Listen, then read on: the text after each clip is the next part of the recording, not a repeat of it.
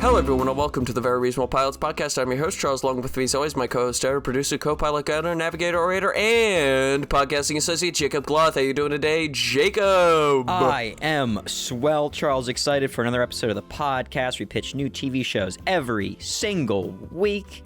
New stories, new plot lines, new adventures, all packaged into exciting seasons length ideas and pilots, and we've got, all this fun, exciting stuff, and you, Charlie, have a new pitch for us today with a new episode of a new TV show.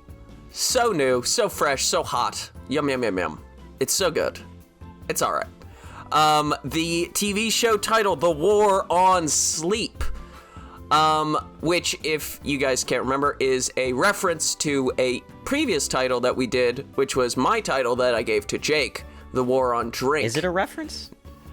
I mean, I assumed that war, you were... that was not referencing that at all. It's a very just a blanket, the war on. I mean, the war on drugs. Yeah. You didn't invent the war on, Charlie. I hate to break it to you. Yeah, I know, I mean, but it's not a reference to your title, if that's what you think it is. I think it is. It is not.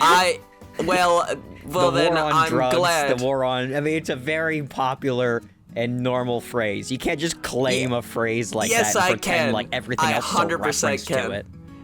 I 100% can claim that. I'm not claiming the phrase "the war on." I'm claiming the war on drink, because I remember how, literally, I went back to listen to the episode so that I could try and, maybe get an idea that, maybe they could be, a spiritual sequel. I didn't finish listening to the episode because I was very cringeworthy in the episode. You were telling the story, but every time I opened my mouth, I just, would cringe listening to it.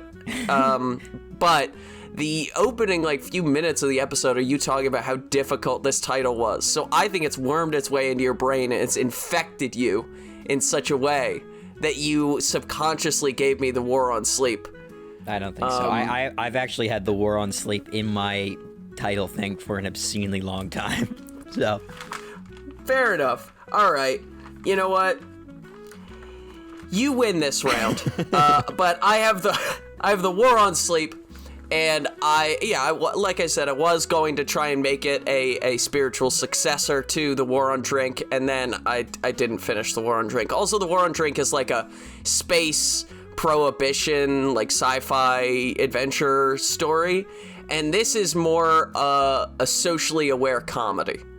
Because I've been thinking a lot about comedy as a means of communicating philosophy. Right? Because I kind of think that comedic characters are the best way of communicating, philosophical points, in a lot of ways. Because comedic characters people can relate to without them being, just author surrogates. You know what I mean?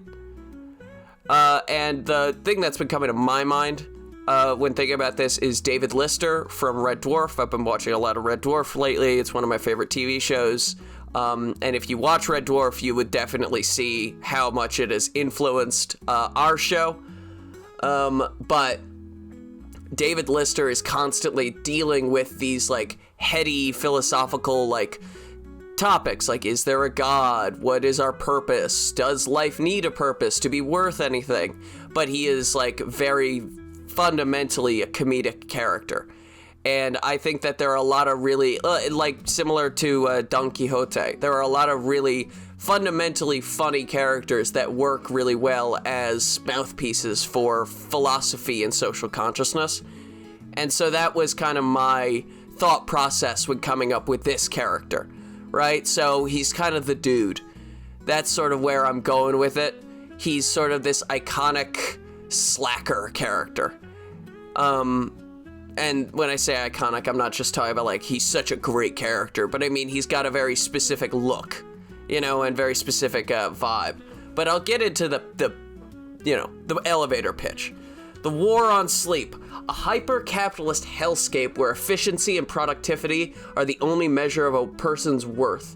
One man stands in total defiance to these beliefs and begins a crusade across America to revitalize the laziness that lives in all of our hearts. Hell yeah. Right? And that man is Franklin Floyd, a lazy layabout slacker with a passion for individual determinism and freedom, who after years of watching America march swiftly to a 130-hour work week has decided to walk across the country spreading his message of anti-authoritarian rhetoric and anti-work beliefs. So that's our main characters. Franklin Floyd, FF, if you will. The Fantastic Floyd. However you want, whatever you want to call him. And he is every lazy, stoner, slacker, bum character that you can think of, right? He's Matthew McConaughey in The Beach Bum. He's James Franco in Pineapple Express. He's the dude, like I previously mentioned. He's total, like, slacker, lazy dude. But he's got a lot of good qualities, too. I kind of think one of the best ways of making a comedic protagonist is by balancing their good qualities and their bad qualities, right? Because generally speaking, for a protagonist, you'll have more good qualities than bad qualities. Antagonist, more bad qualities than good qualities. And I think the best way to make a really compelling comedic protagonist is by having them be equal, you know?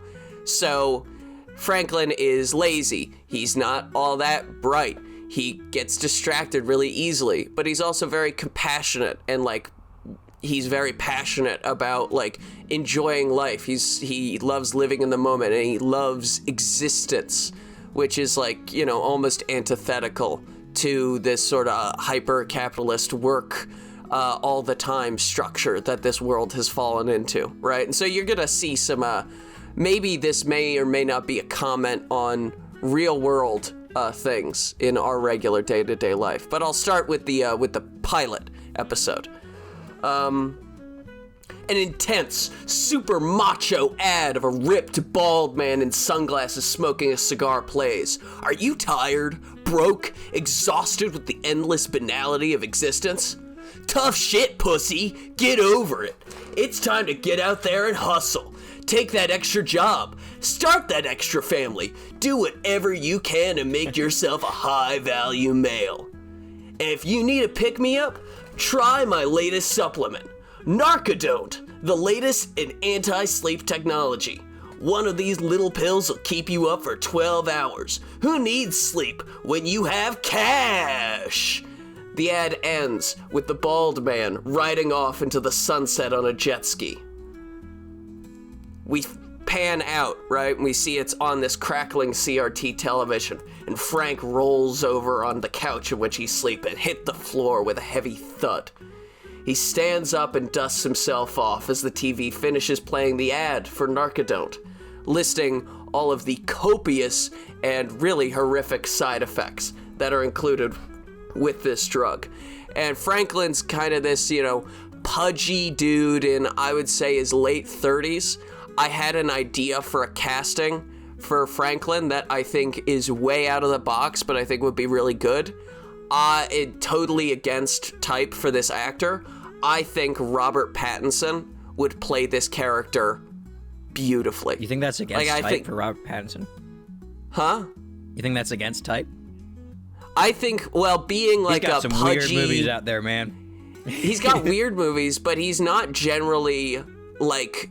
He's never done a Big Lebowski-style role. He doesn't have that sort of role in his Rolodex so far. And I think, like, give Robert Pattinson, like, shoulder-length hair and a scraggly beard and give him a beer gut and all this stuff, and I think he's a perfect Franklin Floyd. Franklin stands up after falling on the ground. He stretches and belches as the camera zooms out and shows him living in a trailer in a burned-out city lot. The trailer, with a little sign that next to it that says, "The Fortress of Floyd," is surrounded by yapping street dogs and seagulls eating trash. Floyd pours himself a beer as Wakin' on a Pretty Daze by Kurt Weill plays, and he steps into the sunlight. A digital clock reads 3 p.m. He kicks at the dogs and drinks drinks the beer, throwing the can at one of the seagulls, and stretches and looks out at this vast kingdom of trash and garbage in this middle of this burnt-out urban city lot. He stretches, walks back inside, and gets dressed in his mismatched style befitting a southern gothic wizard. He is adorned with strange bird feather and raw leather jewelry, as well as rings on every finger. He walks around town as we are treated to the mindless grind-set drones fading through life, in stark contrast to Franklin's happy-go-lucky attitude. He's leisurely strolling around the town, and we see all these people looking at their phones, and they're driving Uber, and they're checking stock prices, and they're looking at the news, and they're looking for sales and all this stuff. Meanwhile, Franklin is just walking through the city, right? Nothing in his ears, nothing in his hands, just enjoying the sights, smells, and sounds of city living, right? And as he's walking, he's enjoying his time, right? He's just smiling, walking, nodding his head when he gets stopped by these two cops, right? And these two cops seem to know him, and they call him like a lazy degenerate who adds nothing to society, which Franklin wears like a badge of honor. And after some choice comments about the nature of police work in our modern day and age, the officers decide to work him over. So then we cut to Franklin is being kicked on the ground by these cops, right? And he's got a bloody nose, he's got a black eye, right? He stands up out of the gutter for a few minutes, and he's bleeding, but he's still standing. He looks up, and he looks at the sun as it lays on his face, and he has a big smile across his face. And he begins strolling down the city again, right? Just walking around, enjoying the sights and smells, right? When he sees this small group of people smoking cigarettes outside the back of a restaurant. And they're all kitchen porters and line cooks. And he goes up to them and he asks for a cigarette, right? And they give him a cigarette and he smokes one and he starts talking to these guys and, you know, he starts to make friends with him. And eventually, after a few minutes, he begins to go into his anti-work rhetoric, his this is not what we're supposed to do. Life is meant to be lived. It's not meant to be toiled away for your entire existence, suffering at the hands of somebody with more money than you. And Does he sound like he's like one of those, just like the stereotypical man on a street corner yelling about things that nobody cares about as they pass by?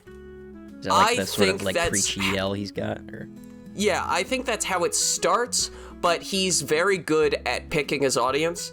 And so as he talks more and more, the people get more excited about it. And they start listening. They start putting their phones away. And they start listening to him and, like, cheering on, getting a little bit, you know, motivated and excited. And so this, like, he gets this congregation of probably 15 restaurant workers and people who are on the side of the street. And he has an open-hearted plea to the workers to throw off the chains of oppression and throw off the chains of comfort that have kept them in this space for so long. And he's met with joy and excitement, right? And these people start cheering, and it looks like there's going to be almost a riot, right? And he's filled with, like, joy and happiness to see these people, like, the message is meeting them so well, right?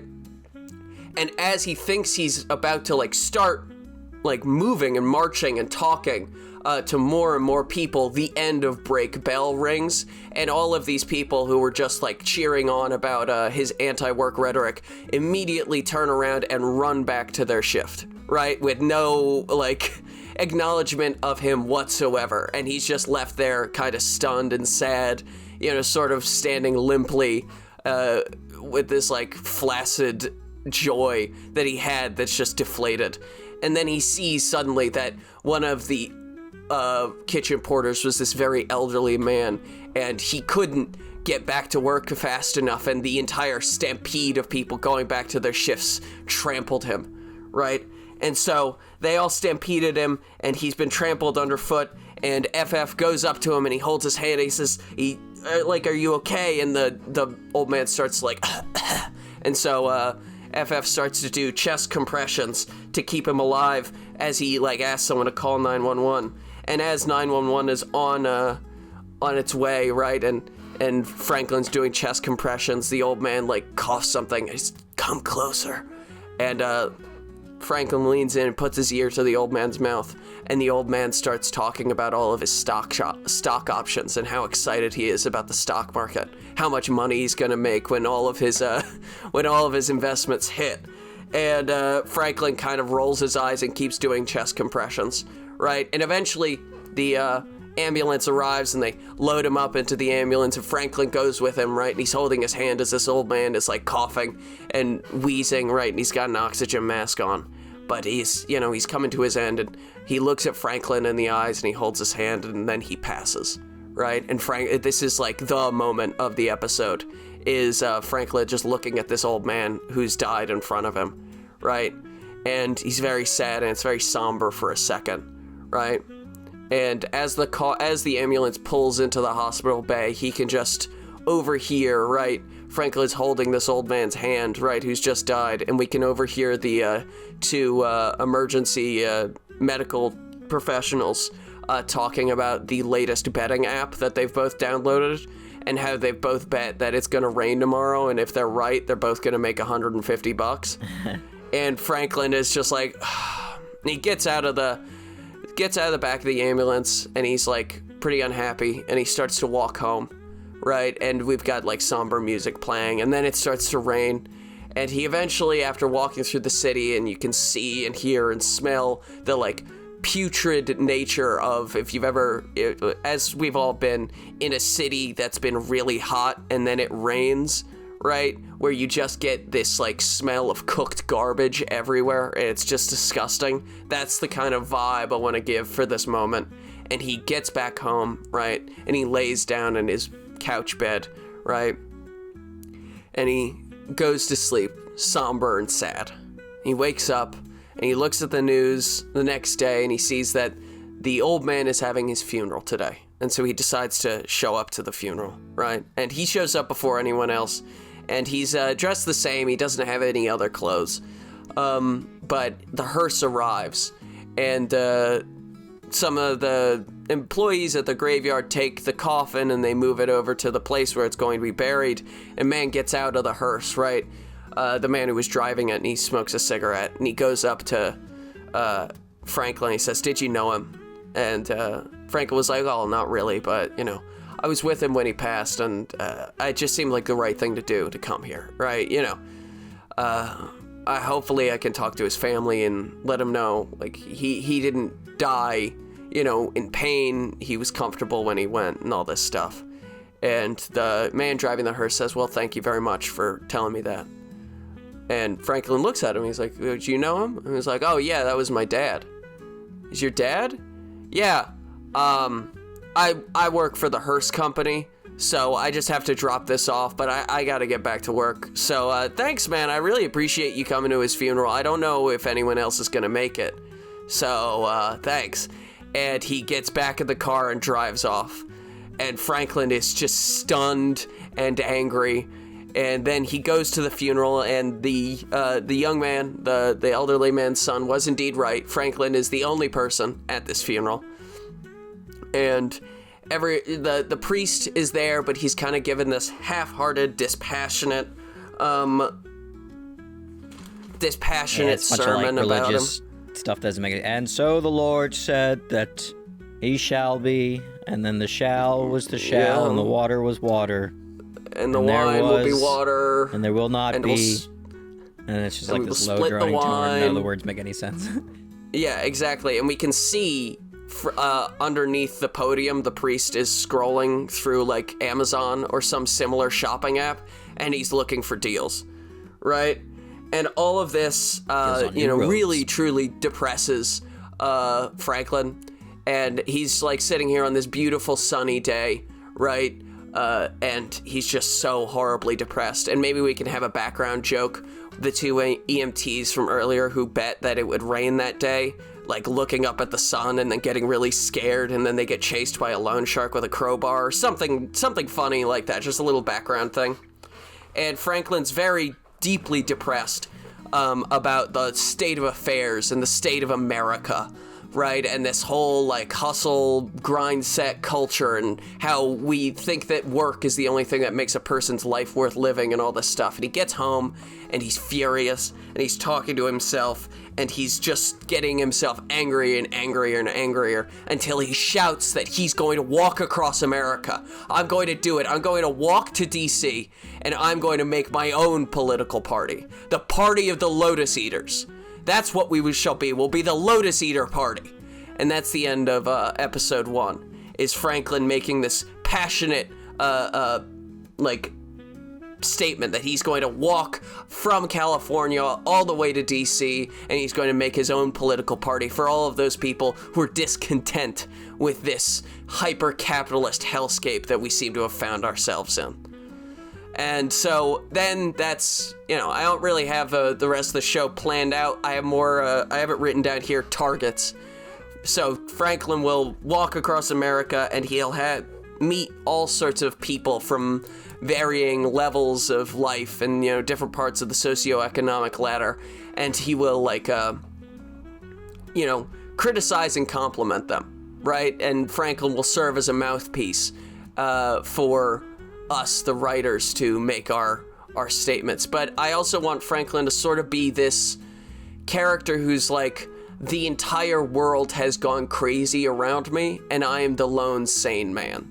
Like, the entire world has bought into this nonsense that I am trying to expose, and I am the only person who has enough going on, like, who is able to see through it, right? Like, no, you don't need this year's phone. No, you don't need that. You don't need this. You can buy 2-in-1 shampoo. It's bullshit that people make fun of 2-in-1 shampoo. I've been thinking about this a lot lately. Thinking a lot about shampoo. Yeah, I've been thinking about 2-in-1 shampoo because I think people insulting 2-in-1 shampoo is a capitalist fucking psyop.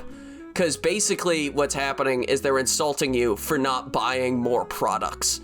Oh, you bought one product when you could have bought 2 products. What the hell is wrong with you? You don't need all these products.